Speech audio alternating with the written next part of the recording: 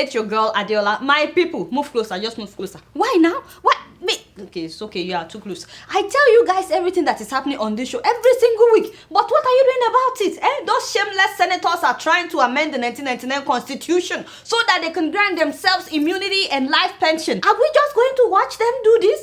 Hey, Jomi, very soon the Senate President Bukola Saraki and his deputy Ekwere Madu, in fact, all the Senate leaders, very soon they will start enjoying immunity no matter what they do. And that is in addition to getting pension for life. Hey! Oh my God, it is hot in here. It is very hot. My dear, Saraki is still getting pension as a former governor of Kwara State, no be so.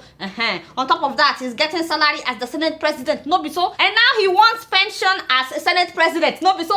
When a lot of people in Kwara State, his state, have not been paid since last year. It is hot in here. Somebody get me some water. Water, somebody. You see, why are Nigerians not protesting? And since these people became lawmakers, how many laws have they passed that will benefit the common people? Why are we not on the street? Why?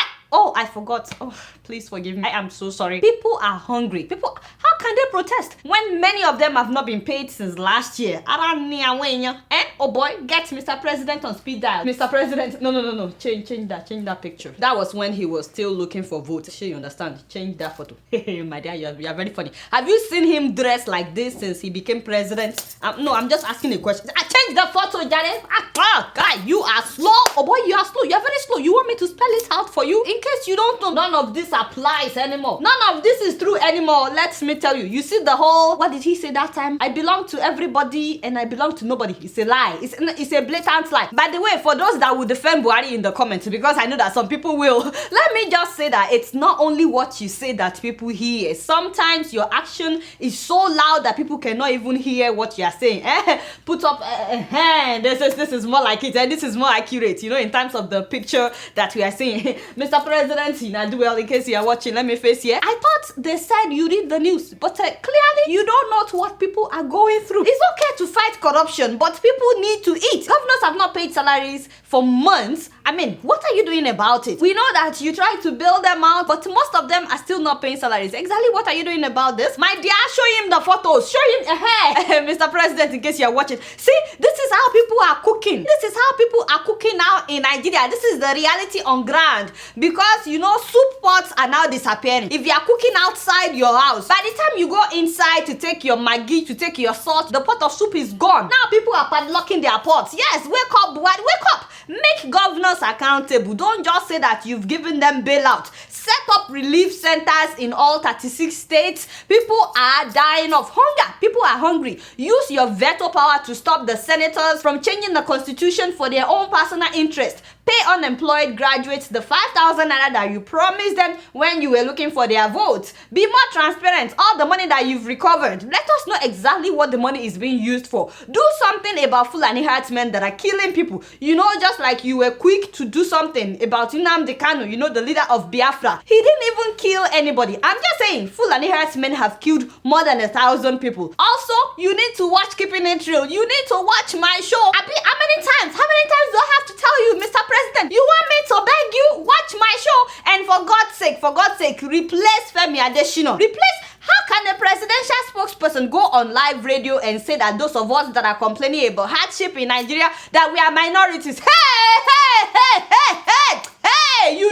claiming that the support base of Buhari is still enormous. Mr. President, don't let this man deceive you. My guy, Mr. Femi, you are welcome. It's not your fault. No, seriously, it's not your fault. The federal government is not owing you 7 months salary. No, be so? And you have constant electricity at your house. So why won't you yarn? Anyway, one more thing, Buhari. Don't you think that we need a psychiatric hospital for the senators? No, seriously, some of them are starting to get out of hands. Apart from representing their own personal interest, one of them is in serious need of treatment right now. I better get my uncle on speed dial. You don't have another photo somewhere where he looks serious? Hey, my father, you mean it? This was how he dressed to the Senate? Uncle Dino, such a clown. He don't say. Anyway, Uncle Dino, you're welcome in case you're watching me. Uncle Dino, people are talking. What is going on? They are talking. And I'm the only one that will tell you the truth. Is it true that you threaten to kill any senator that shows up in court to testify against Bukola Saraki? Hey! Bami! mommy, for how long will you be Sadaki's boy? You know, for how long? You must to grow up now, you know. You are now 42, no, so you're already above 40, my oga. You know, this is the you need to grow up. Speaking of which, we all know that you beat your wife. Should I say wives? Because, you know, whatever. So, even though we all know that you beat your wife, Uncle Dino, there's a rumor circulating, you know, I'm the only one that will tell you. So, they said that she said that you will beat the wife of Tinubu. But that, you know, Uncle, this thing is starting to get in your head. You know, I'm the only one that will tell you the truth. Seriously, now what do you smoke? Uncle Dino, you want to beat up a female senator because she stood up to you while you were giving your threats? You will not get away with it. This is why it is important for all women to learn karate. Hey. But wait a minute. Did he really say that he will impregnate the woman?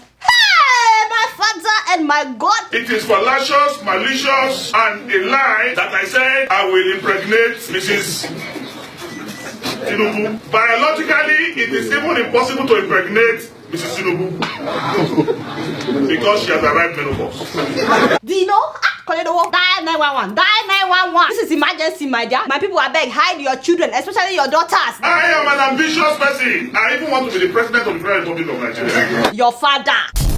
Moving on to the Democratic Republic of Congo. They're supposed to have their presidential election in November of this year, but right now, we still don't know if there will even be an election. 10 years is not enough. Joseph Kabila wants to run for third term. Actually, he was president for 5 years after the previous president was killed. The previous president was his father, by the way. So his father was president, and then he came in. He was there for 5 years before they had an election, and then he's been there for 10 years. So that is 15 years. 15 years is not enough. All these African presidents that are forcing themselves on their people for third term, fourth term, fifth term. The ridiculous thing is that they still don't do well. You're not fixing the roads or building hospitals of international standard. You're not investing in education. You're not doing your job except to enrich yourself and your family members, yet you don't want to leave. More than 400,000 Congolese women and girls were raped in 2006 alone. In 2007, the same thing. The war is still going on in Eastern Congo. About 5 million people have been killed already. Meanwhile, your government continues to export coltan for other countries to use for them to make cell phones and laptops.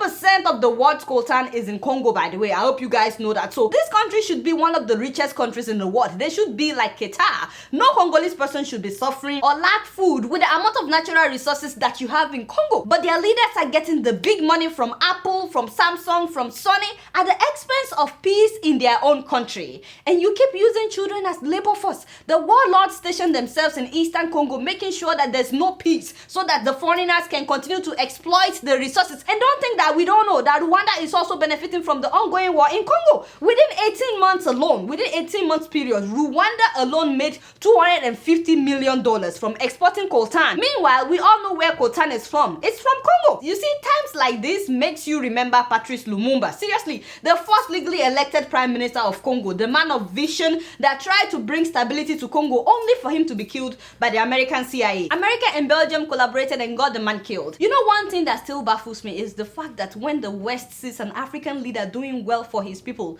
they have to kill that person. Why? And speaking of presidents forcing themselves on their people for another term, there has been more than 500 politically motivated killings in Burundi now since the president forced himself on his people for a third term. The latest victim is Hafsa Mosi. She used to be the Minister of Information and Government spokeswoman before she became the Minister of East African Community. Hafsa was shot dead near her house. Just imagine that. Now, the interesting thing in Congo right now is how Mr. President is hunting the main opposition candidate, that is Moise Kutumbi. So the police attacked him after a protest in May. By the way, he said that he was injected with poison. We don't know. But all I know is he went abroad for treatment, and while the man was outside the country, guess what? Mr. President sentenced him to 3 years in prison in absentia. I'm like, how do you sentence a presidential candidate to prison in absentia? They said that the man was guilty of illegally selling a property. I was like, say what? Now, the government of the Democratic Republic of Congo is telling us that this November election may be delayed for 4 years because of logistical reasons. I was like, forget that. That's nonsense. To me, that's just another excuse for Kabila to spend 20 years in power. But you guys know I don't know much. Guess what? I'm just keeping it real. And moving on to the Gambia, let me start with the good news. Yahya Jammeh banned underage marriage. Yes, Mr. President. I knew it. You know, deep down beneath the whole shakara, you have some good in you, Mr. President. You know, everybody have some good in them, no be so? By the way, Tanzania also banned underage marriage. Yes, you see that president president of Tanzania. The man is doing really well. So I think we should acknowledge that. Kudos to these two countries. They said that Stephanie, it is done. Let these girls go to school. Let them make something of themselves. Before they start raising kids, I was like, kudos to these people. If the husband is making money and the wife is also making money, it's only elevate us out of poverty.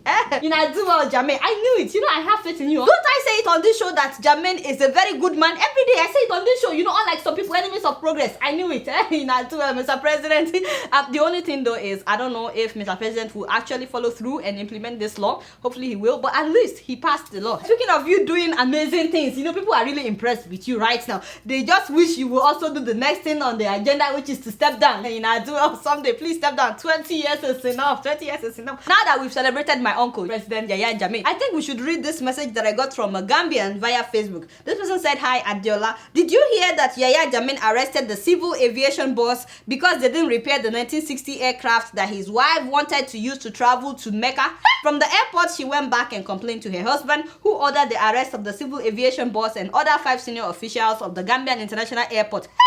What is this true? Hold on, let me put on my glasses. Breaking news. Gambian Civil Aviation Managing Director Abdulli Jammeh fired and arrested. Hey, what? That one was fired? But why? No reason was given. Sources said that the arrest has to do with the recent maintenance of Yahya Jammeh's private jet. Hey, what?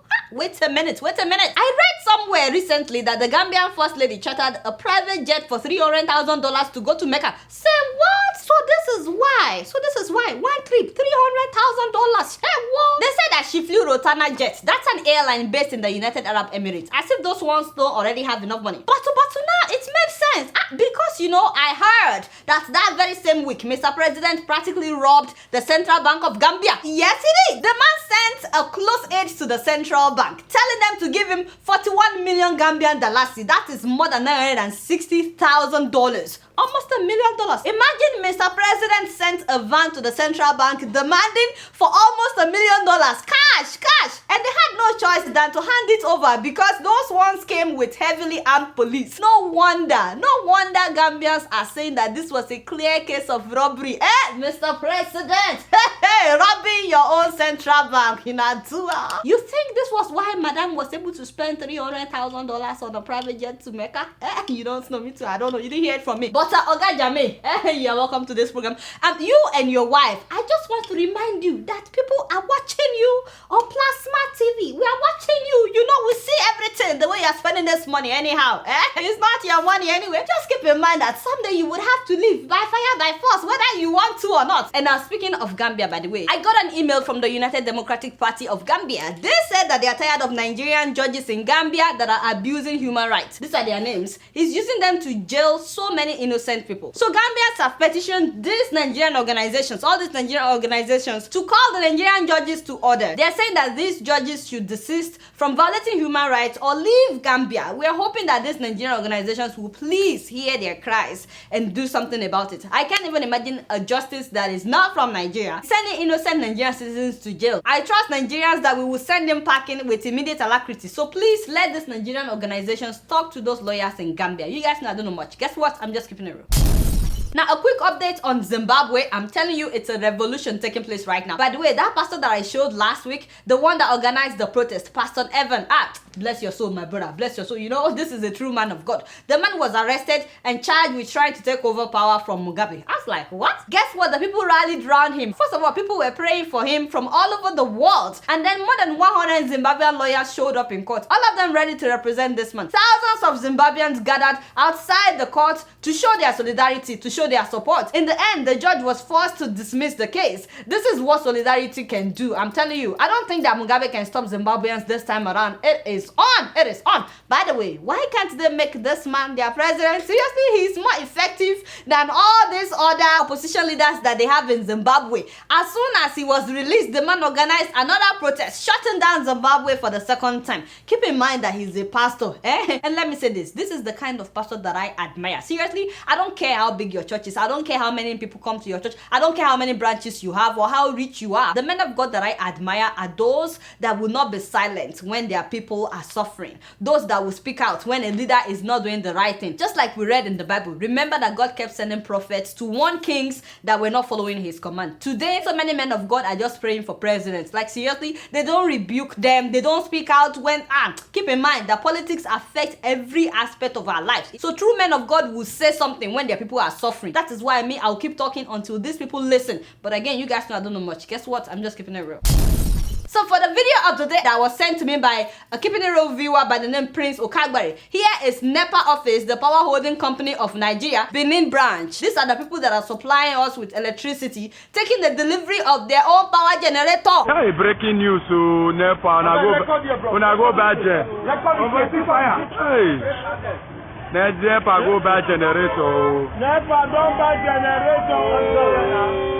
Hey! Che! NEPA don't buy generator! NEPA don't buy generator! Yes, they will be telling us that they are working on stabilizing electricity. My people, it get as CV. It get as CV, oh. But you guys don't know much. Guess what? I'm just keeping it real. So before I leave today, I like to read some of your emails. And the first one is from Manfred James Brown. And he says, hi, Adeola. I'm a Malawian based in South Africa. I was so happy that you talked about my beloved country, Malawi. Indeed, there is drought and we were shocked to hear Mr. President telling people who voted for him that they should be eating rats and grasshoppers while his own family enjoys taxpayers' money. Shame on you, Peter. He's referring to the president. Malawians are not fools that you can take them for granted. Who snap, my brother? Thank you for writing. Tell him, tell that man how insensitive as a president. I beg. The next email is from Hamza Bindawa, and this person says, hi Adeola. Since the beginning of 2016, Kano state government has not provided water except for about 2 hours in a day. What? That is messed up. If there's water for more than 2 hours, it would be between 1 a.m. and 5 a.m. Wait, 1 a.m. and people have to do night vigil. So people of Kano are now having sleepless nights waiting for water to come on so that you will fill your jerry cans. Hey, whoa. So people have to stay up at night. They are not sure when, if it will be 1 a.m. or 2 a.m. that water will start running. This is capital punishment. And you know these people will go to work the following morning. No, be so there is God. By the way, that is for the people that are living in GRA. Outside GRA, they have not seen water running from the tap since the beginning of 2016. People have to walk for like 1 kilometer before you will meet the seller. Please help out and talk about this. Thank you. Wow. I am so sorry, my people of Kano. I had no idea this is going on. Mr. Governor, hey, you know, do it. You know, there are so many things to talk about when it comes to Kano, but at least fix the water problem. Water. People need water. How do you want people to survive without water? Can you imagine a whole state doing night vigil because of water? That is God, though. These are the people that voted for you. Thank you for writing, Jare Hamza. Thank you for keeping me updated. The next email is from Omar from Atlanta. He says, hi, Adeola. I've watched with pride every time you show us Africans that are doing great things. Now it's my turn. My nephew graduated with first class in engineering from the University of Surrey in UK. Oh, that is so cool. And of course, he attached his picture. I am not sure who is happier, if it's my nephew, his parents, or me that did not do any of the work. Actually, no, I'm sure it's me. Of course, it's you. Thank you for sending this email. If you don't read this email in your next episode, Adeola, please know that you would surely have turned me into a wailing wailer. Thank you and be warned. Of course, I have been warned. I have to read this email. Thank you for sending the email and congratulations to your nephew. In your excitement, you forgot to include the name of your nephew, but it's okay. We have his photo. Congratulations to you, my man. Thank you for making us proud in UK. We're so proud of you. Lastly, someone sent me this video of the old Enugu Onisha Road in Ogidi, that is in Anambra State. Hey, Ogidi, no. This is Enugu Onitsha Old Road. Look at the height of the flood water. Because the express is no longer motorable, so all the vehicles are applying this route. Hey, whoa, look at people's houses. Look at what is happening. And all thanks to Onyeka Oraiki for filming this. Thank you so much, my brother. My people, this is supposedly a major road, okay? And I heard that the present governor promised that he will fix this road as soon as he's elected. Well, people voted for him. Now you see why you cannot trust politicians. And Governor Willie Obiano, seriously, please fulfill your promise. How do you expect people to be traveling on this kind of road? It's not fair. Anyway, that's all the time that I have for emails. Please keep sending your emails to adeola.keepingitreal@gmail.com. Growing up in Kenya, my sister and I were very close. But like any sisters, we fought a lot. She always got new clothes, and I always got hand-me-downs. Now she's putting her children through school in Kenya. We still fight sometimes, especially when I send money for the kids. I tell her, buy some clothes for the younger one, and we both laugh. With nearly 500,000 locations, our app and online, this is moving money for better. Alright, y'all, it's been real, and I'm keeping it real right up in here. Don't forget to follow me on Facebook, Twitter, and Instagram. Until next week, I'll see y'all later. Peace out.